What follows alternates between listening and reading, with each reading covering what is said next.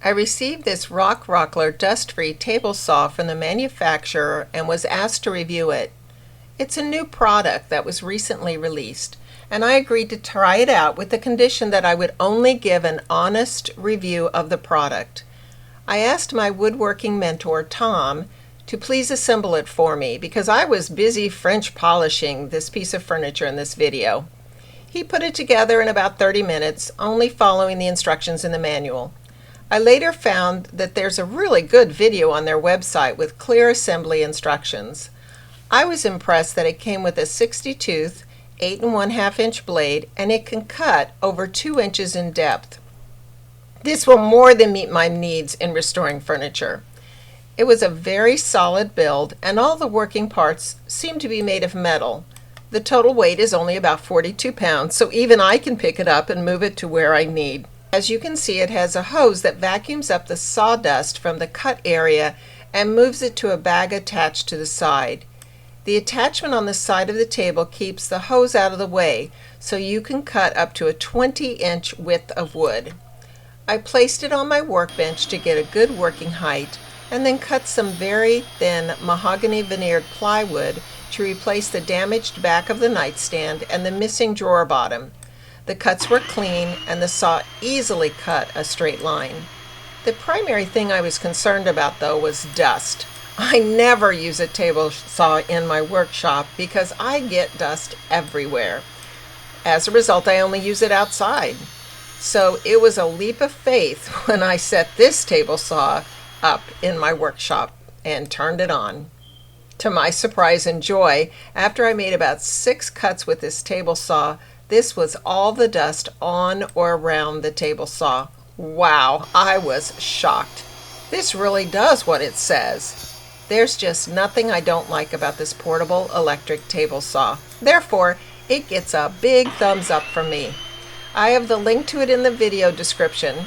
As a part of this promotion, the company is giving my viewers a discount, so this special promotion code is also listed.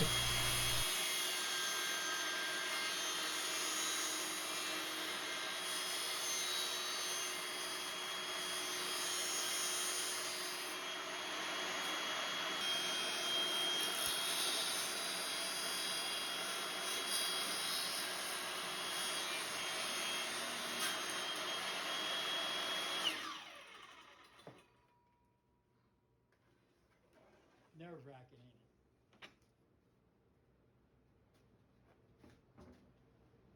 it? I let the table sit overnight after staining, so it was now ready for sealing.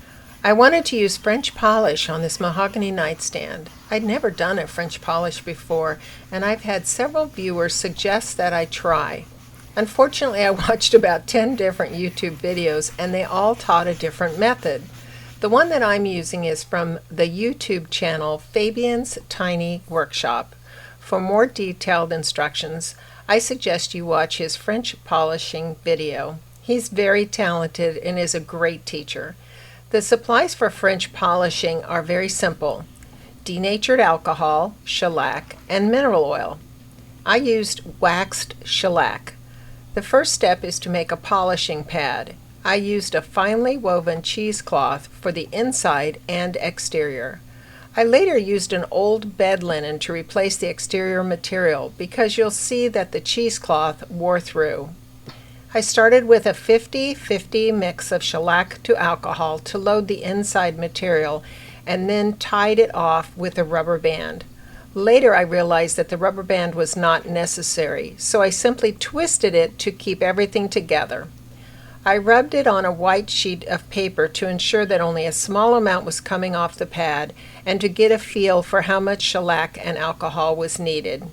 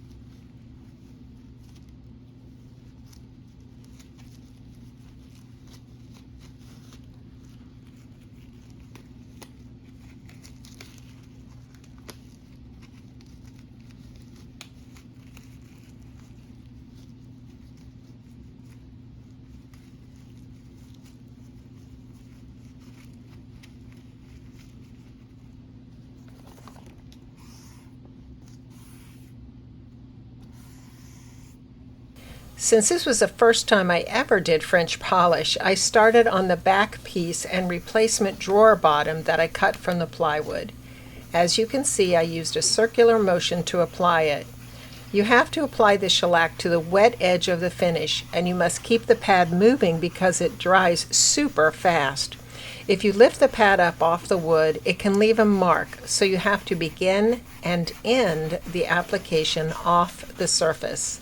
Some describe it as an airplane taking off and landing. You'll see in the video that I applied more shellac and alcohol to the exterior of the pad. As I went along, I realized the best way to apply more was to open up the pad and add it to the interior filling. This ensured a smoother, more even amount of shellac and alcohol. The intent of the French polish is to apply multiple thin coats to the surface, so it's built up to the final desired finish. If you want a satin finish, you apply fewer coats. To achieve a higher gloss, reflective surface, you'd apply many, many more coats. As I proceeded with applying subsequent coats, I reduced the amount of denatured alcohol to the filling, so the final 2 to 3 coats were 100% shellac. I varied how I applied it to ensure an even finish. Sometimes I applied it using a circular motion, other times I applied it with or against the wood grain. I honestly don't know how many coats I put on the table. Maybe 20? It took about 6 hours, and I used almost the entire bottle of shellac I started with and 1/2 of the denatured alcohol. I wanted a satin finish, and I think the final results are beautiful. The finish is smooth and it has a slight reflection.